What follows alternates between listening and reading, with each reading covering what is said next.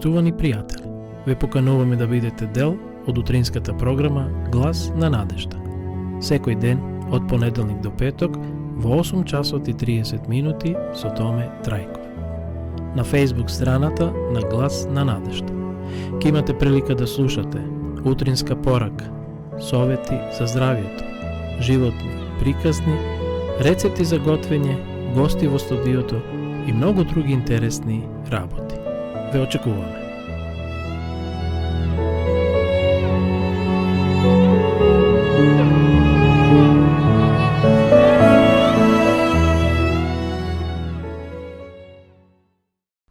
Почитувани гледачи, добро утро и ово утро. Денес сме 17 ноември 2021 година. Вие следите утринската програма на Глас на надежда.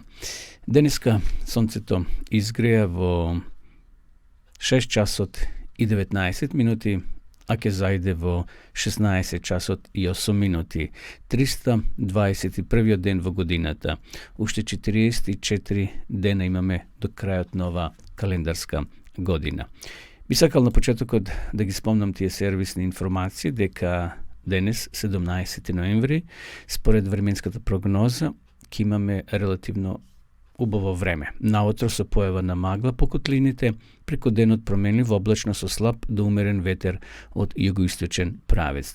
Температурата ќе се движи утринската од -2 до 4 степени, а максималната температура од 10 до 16 степени, што значи дека се уште ќе имаме топли часови, затоа, почитувани пријатели, искористете ги овие услови што ни нуди времето на овие простори. Како и секој утро, и ово утро ние ќе се помолиме на Господа. Драги Боже, ти благодариме за нов утро, нов ден, подарен од Тебе. Нека и овој ден биде благословен и учини да она што го работиме да биде благословено, Господе, да може да ти служиме верно и така еден ден да се сретнеме со Тебе. Тоа е наша молитва и те молимо слише во Христово име. Амин. Пред да продолжиме, почитувани пријатели, ќе одиме со една христијанска песна.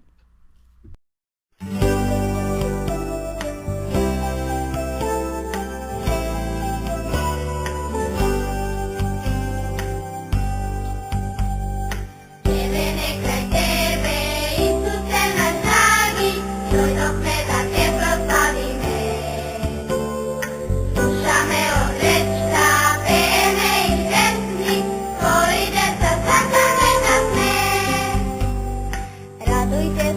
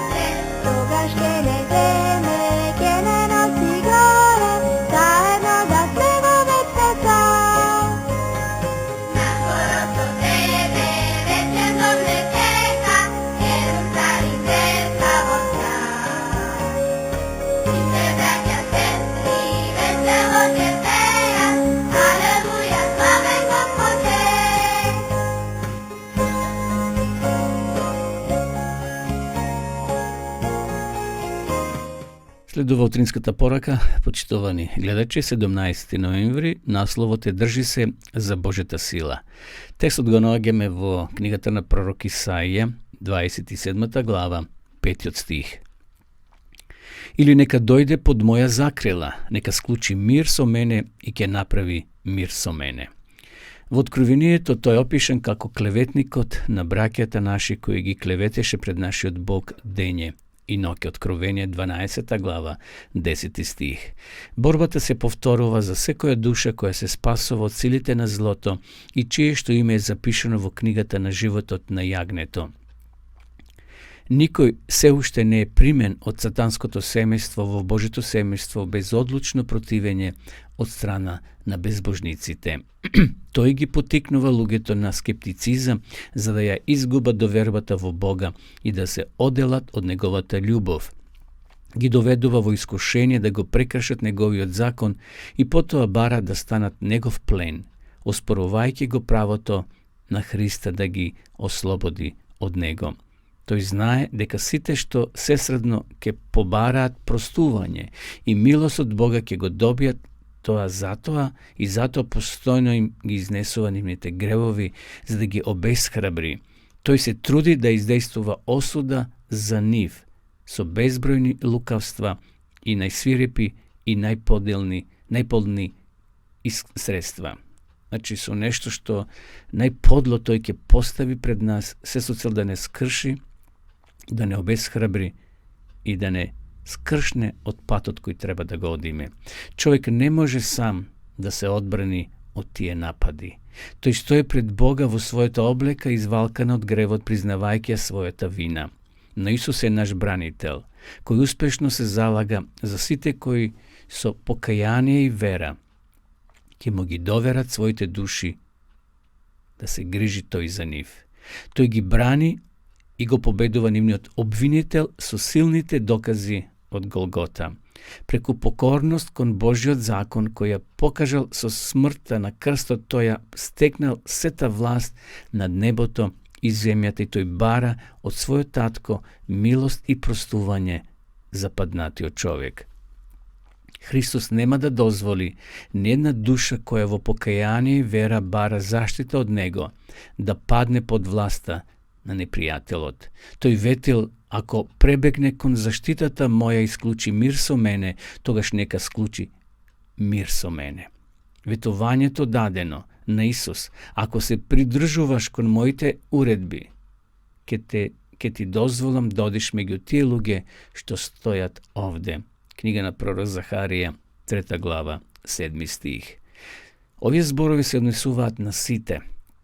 Божите ангели постојно ќе бидат со нив, уште на овој свет и тие на крајот ќе стојат меѓу ангелите кои го окружуваат Божиот престол. Наистина прекрасна утринска порака наоѓаме, почитувани гледачи, во Исаија 27 глава 5 стих. Исус е подготвен да ни ги прости сите наши греови. Господ е подготвен да не прими, но секако ние мора да се повикаме на Исуса Христа, да се облечеме во неговата праведност. Сатаната ќе не оптужува, како овде што вели клеветникот ќе не клевети дека сме грешни, дека сме направиле нешто лошо во минатото. Да, ние може се случи да направиме, но ако се покаеме, ако дојдеме кај Исуса Христа, ако се повикаме на неговата правда, Бог ќе не оправда. Човек не може сам да се одбрани од тие напади. Тој стои пред Бога во својата облека, извалкана од гревот, признавајќи својата вина, но Исус е наш бранител, кој успешно се залага за сите кои со покаяние и вера ќе му ги доверат своите души да се грижи за нив. Тој ги брани, вели овде коментарот, и го победува нивниот обвинител со силните докази од Голгота. Преку покорност кон Божиот закон кој ја покажал со смртта на крстот, тој ја стекнал сета власт над небото и земјата и тој бара од својот татко милост и простување за паднатиот човек. Сатаната, драги гледачи, е наш обвинител. Тој не оптужува за нашата слабост, за нашата грешност. Но овде текстот вели дека ние имаме бранител. Таа способност за бранител ја стекнал Исус на Голготскиот крст, проливајќи својата крв, давајќи го својот живот, и ние сме откупени kako što veli apostol Pavle, odsvetnio život preko smrta, preko воскресението на Исуса Христа. Наше е да го побараме Исуса и да живееме според правилата, заповедите кои Господ ги оставил. Христос нема да дозволи ниту една душа која во покаяние и вера бара заштита од Него, да падне под власта на непријателот. Тој ветил, ако пребегне кон заштитата моја и склучи мир со мене, тогаш нека склучи мир со мене. А во Захарија, ќе повторам што прочитавме пред малку, ако се придржуваш кон моите уредби, ќе ти дозволам да одиш меѓу тие луѓе што стојат овде. Ова ветување се однесува за сите генерации, за сите нас, почитувани пријатели. Божите ангели постојано ќе бидат со нив уште на овој свет и тие на крајот ќе стојат меѓу ангелите кои го обкружуваат Божиот престол. Сакаш ли еден ден, почитувани пријатели, ти и сите ние да бидеме во друштво на небесните ангели? Они кои го овде вели обкружуваат Бога. Има место и за тебе и за мене. Нека и овој ден кој е пред нас биде исполнет со Божјо водство, со Божја заштита. Нека ангелите бидат постојано со нас, како што ветели самиот Бог, уште на овој свет, но еден ден и да се најдеме со тие небесни суштества, да го видиме својот ангел, кој постојано бил со нас додека сме живели на ова земја, зашто секој човек, кога се раѓа на ова планета, Бог му дава, би рекол, по еден ангел. Му доделува ангел чувар, кој го следи, кој го прати во текот на целиот негов животен век. И така еден ден ние ќе ги видиме нашите ангели. Сега не може да ги видиме со нашите овие физички очи, но еден ден, ако Бог даде, се најдеме во тоа друштво, ќе ги видиме нашите пријатели, најблиските пријатели, тоа се ангелите кои не чувале и не штителе во текот на земниот живот. Уште една христијанска песна, се враќаме повторно во нашето студио, почитувани гледачи.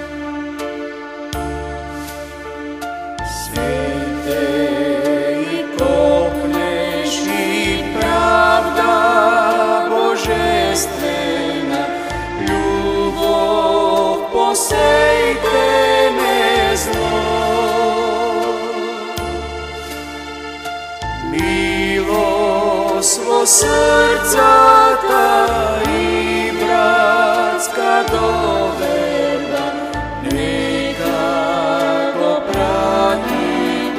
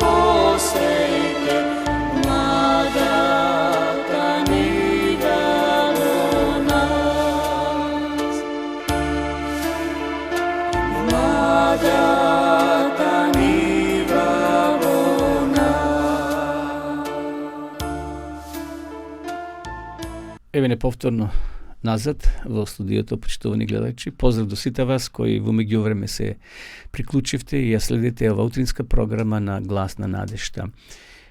Сега наред да зборуваме за потребата од молитва, односно зошто ние како христијани ја користиме молитвата или пак зошто молитвата е толку вредна во нашиот христијански живот, зошто да се молиме. Ово утро сакам да прочитам неколку текстови од посланието на апостол Јаков, кој со така во својата 5 глава од своето послание зборува за молитвата. Спомнавме веќе во минатите емисии дека има и посреднички молитви, постојат посреднички молитви кои ние ги користиме и ги молиме за нашите пријатели, за нашите роднини или пак за некои наши болни. Постојано добиваме пораки и барања за молитва еден за друг, посебно за оние кои се болни. Еве од каде ја црпиме таа слика или тоа сознание дека треба да се молиме еден за друг. Рековме дека молитвата е разговор со Бога, како со пријател. Преку молитвата ние ги искажуваме сите наши внатрешни потреби, чувства, она што го чувствуваме во нашиот живот. Се молиме за физичките потреби, за духовните потреби. Овде апостол Јаков во своето послание, во 5 глава, еве што пишува од 13 стих. Страдали некој меѓу вас, нека се моли. Весел ли е некој, нека го фали Бога. Боледували некој меѓу вас, нека ги повика старешините на црквата и тие нека се помолат над него и нека го помажат со масло во името на Господа. И молитвата на вера ќе го спаси болниот и Господ ќе го крене. И ако направил гревови, ќе му ги прости или ќе бидат простени. И така, исповедувајте си ги гревовите еден на друг и молете се еден за друг, за да оздравите. Делотворната молитва на праведникот има голема сила. Илија беше човек по природа ист како и ние. И се помоли со молитва да нема дожд и не падна дожд на земјата 3 години и 6 месеци. И пак се помоли на небото небото даде дожд и земјата го произведе својот плод. Браќа мои, ако некој се отклони од вистината и нека го поврати, нека знае дека оној кој ќе го врати грешникот од неговиот заблуден пат, ќе ја спаси неговата душа од смрт и ќе покрие мноштво на гревови. Драги гледачи, овде апостол Јаков зборува за посредничката молитва. Молитва еден за друг, за болни. Убаво е тоа чувство да се молиш за некого, да го спомниш името и да кажеш: Боже, те молам, помогни му на овој човек. Помогни на оваа жена, излечи ја, излекува ја. Може би утре и ти имаш, почитувано гледачу, и ти имаш потреба од молитва, од здравје, од сила. Затоа убаво е да се молиме еден за друг. Затоа и ова утро ви ја препорачувам ова книга Светото писмо. Сите вие, драги пријатели, кои сакате да имате ваше Свето писмо, да читате повеќе за Бога, за молитвата, за вредноста на таа алка или тоа орудие што Господ ни го дал како средство за комуницирање со Него, за молитвата. Овде има многу примери на луѓе кои се молеле, многу примери на услишени молитви. Слободно напишете ни во нашата редакција, а ние ќе ви ја испратиме по пошта. Исто така може да ви доставиме и да ви подариме и Нови Завет. Бидејќи Новиот Завет исто така дел од Светото писмо, но убаво е првен да се прочита Новиот Завет, многу е полесен за разбирање, а потоа може се префрлиме и на Стариот Завет. Но како да е, една од овие книги може да бидат ваши, ако ги побарате, ако се јавите во нашата редакција и ако ги доставите вашите податоци, за да може да ги испратиме на вашата адреса. Одиме со уште една песна, почитувани пријатели, а потоа повторно се враќаме во нашето студио.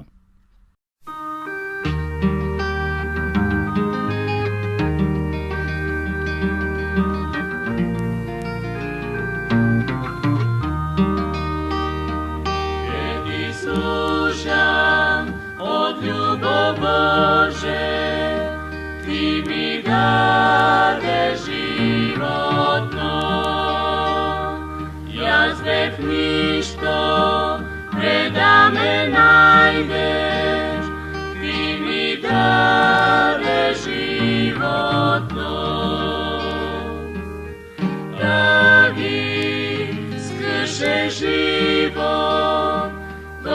Golgota gi izmeni vo radost, kopneš, si ti za mene, ti mi dade život nov.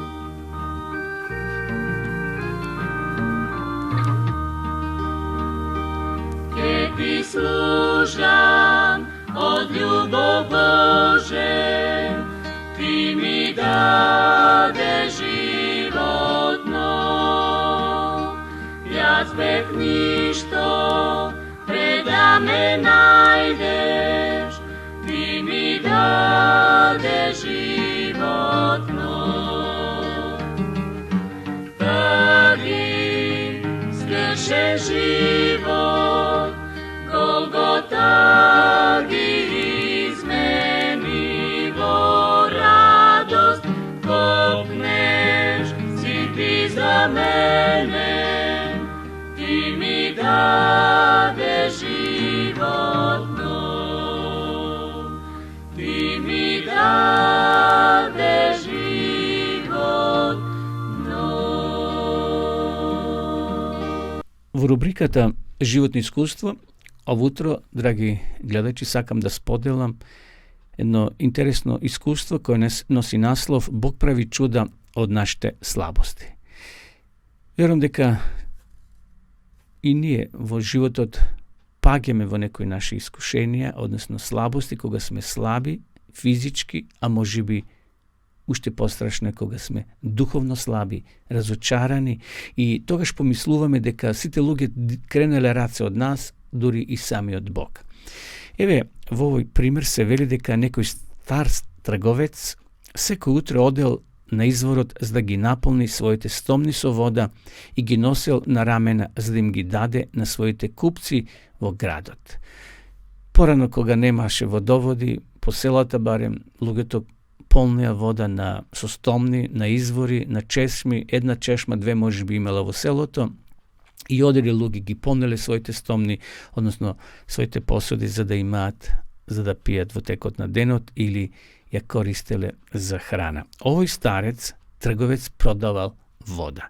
Едно од стомните била напукната и затоа губел дел од водата додека стигне, а другата стомна била потполно нова и носела повеќе вода, односно повеќе пари. Зашто ја продавал водата? Целосната стомна се гордеала со себе, додека пак оштетената стомна се срамела. Чувствувајќи се помалку вредна, оштетената стомна му рекла на својот собственик: се срамам затоа што не можам да ти служам онака како што сакам.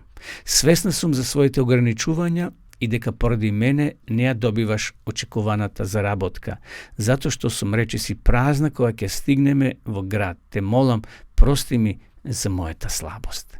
Значи, ова е една приказна замислена, стомните меѓу себе зборуваат, односно се обраќа до старецот.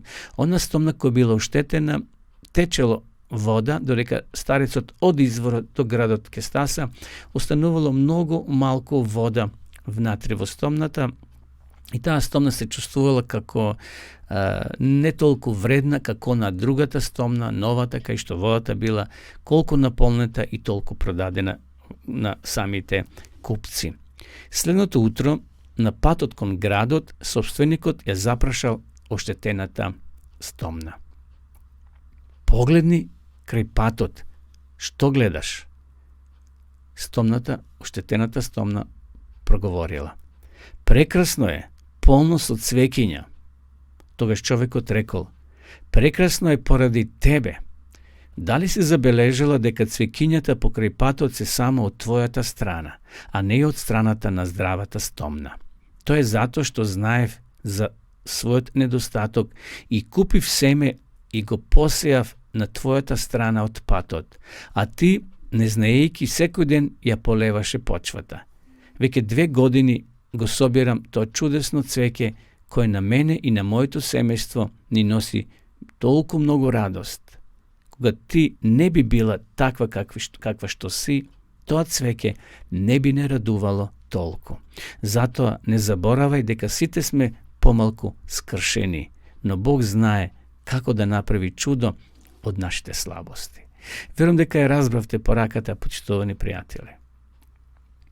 Понекогаш и ние се чувствуваме скршено, обезхраберно. Се чувствуваме како да сме безвредни, како оваа стомна. Меѓутоа, секој од нас носи благослов за некого. Оде на крајот овој старец, овој стар трговец, и се заблагодарил на таа скршена стомна која носела малку вода, но низините капки кои истекувале од неа го наквасувале левиот или десниот дел од патеката, и тој старец посадил семе и тука имало прекрасно цвеќе. Тоа е затоа што знаев за својот недостаток. Веќе 2 години го собирам тоа чудесно цвеќе кое на мене и на моето семејство ни носи толку многу радост. Кога ти не би била таква каква што си, тоа цвеќе не би не радувало толку. И ти, драги гледачу, некого можеш да зарадуваш, без разлика што си таков или таква. Сите ние сме вредни во очите на Бога. Не треба да пагеме во некоја депресија, во некој разочарување. Зато не заборави дека сите сме помалку скршени, но Бог знае како да направи чудо од нашите слабости. Затоа, нека Господ не благослови да нашите искуства ги споделуваме со нашите пријатели, со нашите роднини, да и тие преку нив се охрабрат. Верувам дека и ви имате ваши искуства, драги гледачи. Ако имате, напишете ни ги, доставете ги. Вашите искуства, ние ќе ги споделиме со стотици луѓе кои не гледаат и кои не слушаат. Затоа, Господ нека не благослови и нека ни даде сила да се чувствуваме дека сме вредни во очите на Бога. Може би сме на маргините во ово општество. Може би не сме богати, не сме славни, не сме некои учени. Не ни се обраќаат со Господин или Господјо, но има еден кој многу не цени. Има еден кој го дали својот живот. Има еден чии наши имиња се запишани на неговите дланки.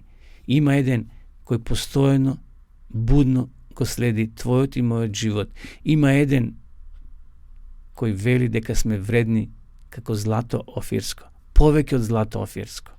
Има еден кој ќе дојде наскоро, а тоа е Исус Христос, кој ќе дојде и по тебе, и по мене, и по сите нас, и да направи крај на сите обезхрабрувања, на сите лоши работи, и ќе отпушти еден нов живот. Ќе отпушти еден нов живот кој ќе нема крај.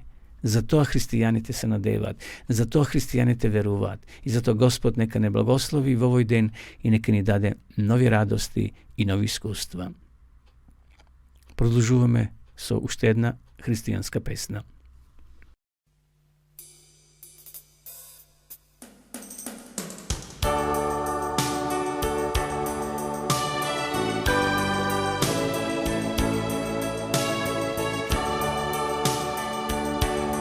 Sigurno slatka, Isuse moj, o kakva radost za mene to. Dete sam Božjo, sigurno znam, otkupen sokr, roden od zato apea i svedoča, go slavam Isus, cel život svoj. Zato apea i svedoča, go slavam Isus, cel život svoj.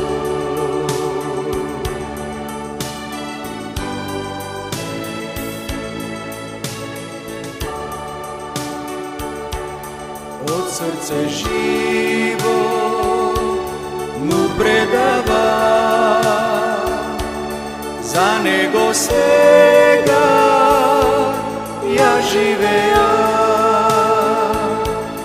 Milost i ljubov mi praća Bog, svakodnevno me ohrabrova.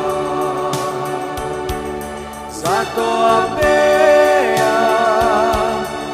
svedoča. Goslavam Isus, cel život svoj, zato peja i svedoča. Goslavam Isus, cel život svoj.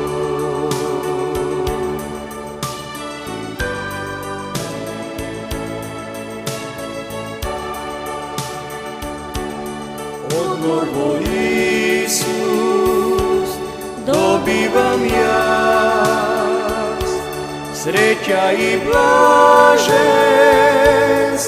svekoj čas. Sokrenat pogled očekuvam, do njegov presret da pogledam.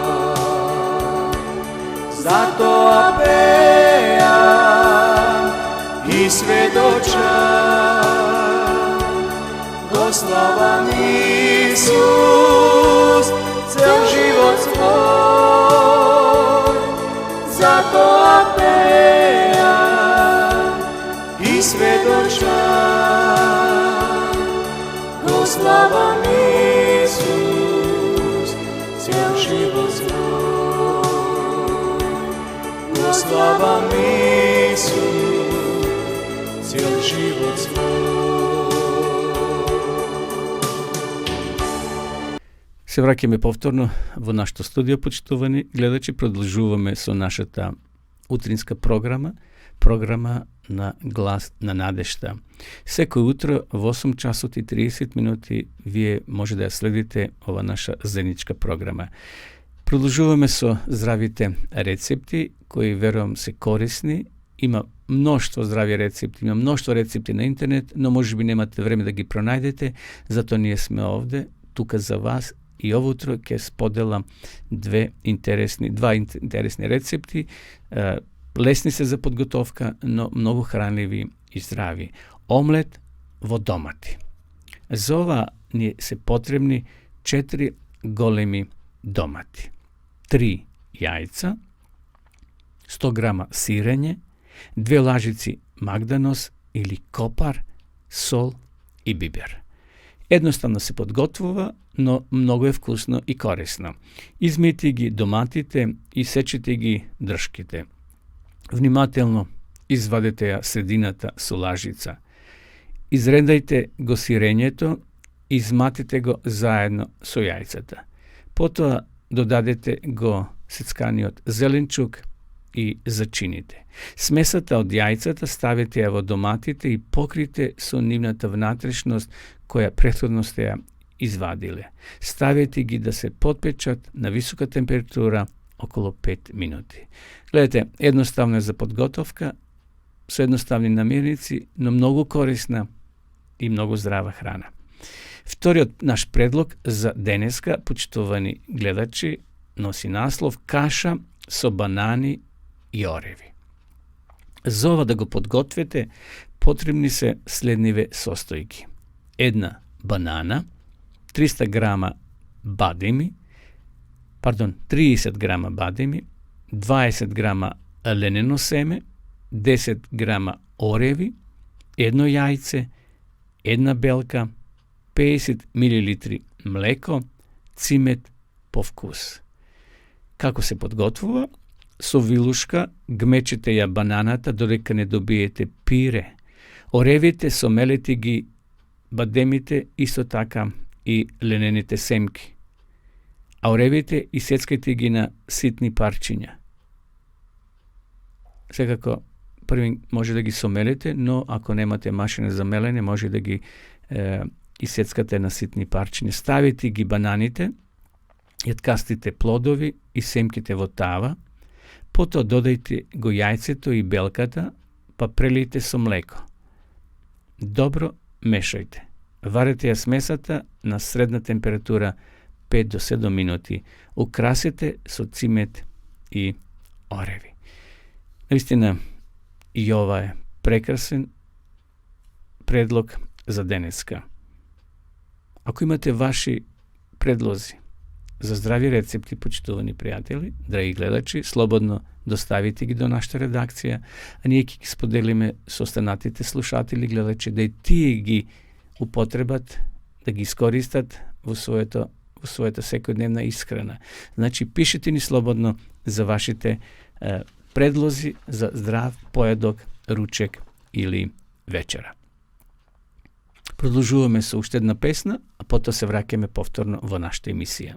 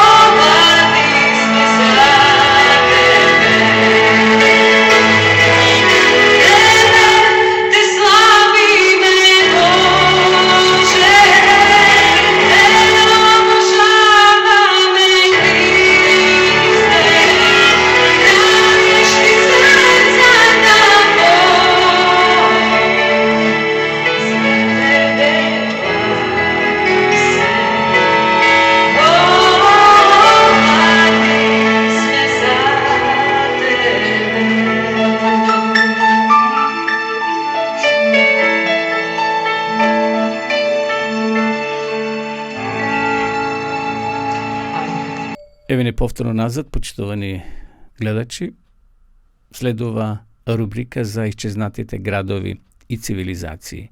И ово утро ќе ви спомнам за едно интересно место, а тоа е Вавилон, метрополата на древниот исток. Верувам дека сите сме слушнале за Вавилон. Па веќе ви прочитам повторно од оваа книга Исчезнати градови и цивилизации. Интересна книга со многу податоци, со многу интересна содржина. Престолнината на Древниот Исток е Лука на исчезнатите, а за нас денес познати цивилизации.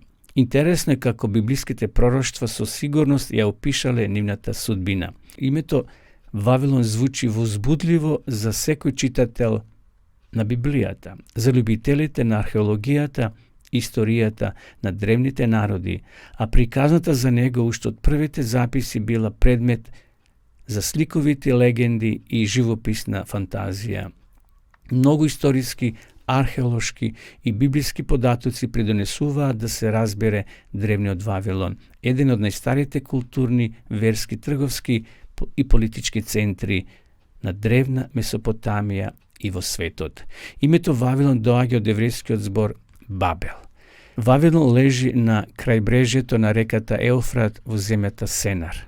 Тоа го пишува во прва книга Мојсеева, 10 глава, 10 стих. Во северниот дел на Вавилонија, денес тоа е јужен Ирак, наречена Акад, наспроти јужното подрече, наречено Сумерија, во срцето на Месопотамија, во плодната долина меѓу двете средноисточни реки Тигар и Еуфрат, таму каде што се приближуваат една кон друга, 75 километри од Багдад, главниот град на денешен Ирак.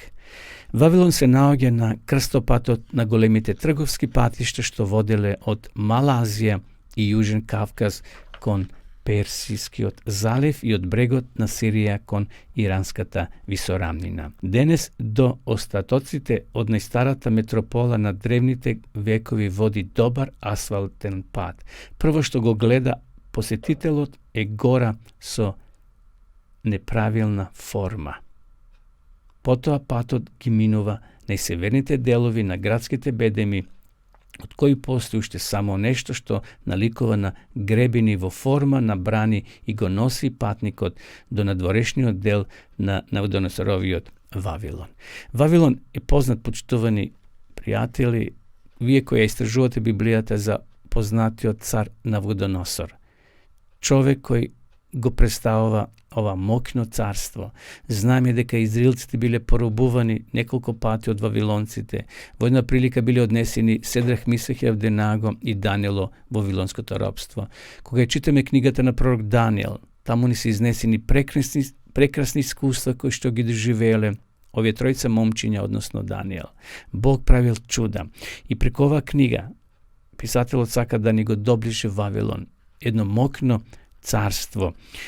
Има многу интересни податоци во оваа книга, почитувани пријатели, драги гледачи, кога станува збор за Вавилонското царство. Тоа доаѓа после Асирското царство. Вавилонското царство е првото царство во оној голем кип или сон што го сонил царот Навуходоносор, а Даниело му го протумачил. Вавилон е спореден со златната глава. Како е да е, ова пророштво е предвидено, односно овој град е предвиден и ова царство е предвидено да постои како што го прорекле самите пророци. Еве ќе прочитам уште еден податок кој е многу интересен. Иако Хамурабовиот законик не содржи верски прописи, како што е случај со Мојсеевиот закон, тој сепак ја опфаќа вавилонската религија и низините божества. Тоа јасно се гледа од уводниот дел во кој Хамураби им оддава благодарност на своите богови и признања. Значи, тој Хамурабиев законик е многу познат. Многу прописи се дадени, многу правила се дадени како луѓето да живеат, но на жалост малку се спомнува во ова царство Божиот закон, Божиот или Мојсевиот закон што Бог го дал. Многу правила се дадени и за израелците, за нивно несување од страна на Бога, освен моралниот закон, постојат и тие граѓански правила и закони, но исто така и во овој Хамурабиев закон едноставно има припишано од Божите уредби и правила кои биле дадени за самите израелци. За разлика од Мојсевиот, Хамурабиевиот законик ја нагласува собственоста, додека Мојсевиот еврејски закон повеќе се интересира за личноста отколку за собственоста. Хамурабиевиот законик ја открива основата на културата на урбаната средина додека Мојсевиот закони наполно се проникнати со сојузот меѓу Бога и неговиот народ, особено кога станува збор за избавувањето од Египет. Ова искуство ни дава клуч да ги разбереме условите што им ги дал Бог на својот народ кога го извел од египетското робство. Се работи за одзивот на Божиот повик кога ги ослободил, а не за некоја низа прописи натурени од страна. Библискиот законник го признава Јехова, Бога, како единствен Бог на израелскиот народ и посебно се однесува на народот кој до пред известно време бил роб. Тонот на еврејскиот законник е похуман од тонот на вавилонскиот законник. Наспроти сличностите, заправо не постојат докази за позаимување. Како е да е, денеска се пронајдени многу археолошки докази, почитувани пријатели, кои се чуваат во разни музеи, во Лондон, во Пергамон, во Берлин, постои музеј со оригинални пронајдени докази. Јас сум имал прилика пред некоја година да го посетам тој музеј во Берлин. Ако имате прилика, обавезно да го посетите. Таму има оригинални делови од времето на Вавилонското царство. Таму е таа позната капија, делови од таа позната капија се донесени и таму се изложени во тој музеј. И други пронајдени работи кои го покажуваат фактор дека навистина Библијата е во право, дека навистина Вавилонското царство постоело, но не било вечно. И тоа пропаднало. После него доаѓа Медо-Персиското царство, онака како што Бог му го открил тоа во сонот на Навуходоносор, а Даниел му го тумачи. Библијата е веродостојна книга, драги гледачи, и треба да и веруваме на тие Божи писма или уредби кои се дадени за наше добро, да го осознаеме Бога онака како што треба и да живееме според тие правила и да еден ден, кога ќе дојде Христос, да бидеме со Него во вечноста.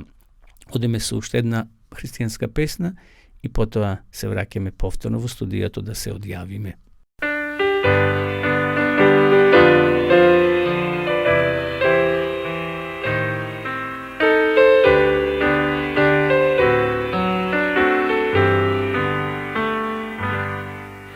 Дали чекаш и стражариш, брате? Дали спремен си во секој час? Тој ќе дојде и нас ќе не земе. Ти дали ќе бидеш со нас? И се се сруши тој ден, тој ново ке создаде се, со ангели ке сме тој час, Исус со сите нас.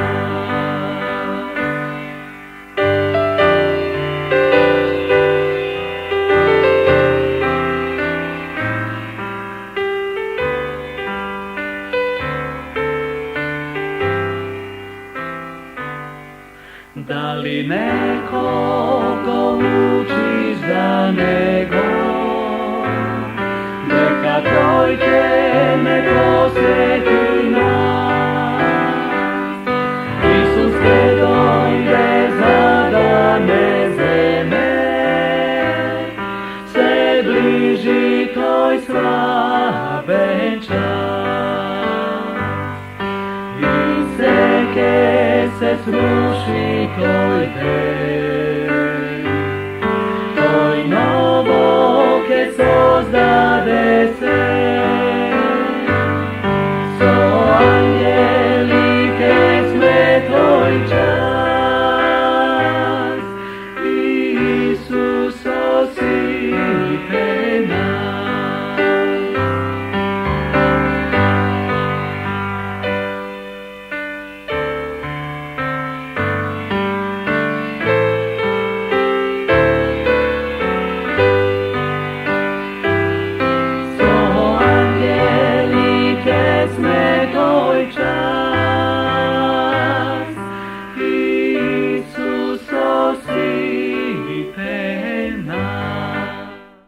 Драги пријатели, еве дојдовме до самиот крај и на ова денешна утринска програма. Ви закажувам повторно средба утре за 18 ноември во исто време во 8 часот и 30 минути. Споделете ова информација со вашите пријатели, роднини, споделите ја нашата Facebook страна или YouTube каналот Глас на надежта, каде што може да најдете интересни содржини. Ви посакувам убав ден, да ви биде се благословено и се гледаме утре повторно во исто време.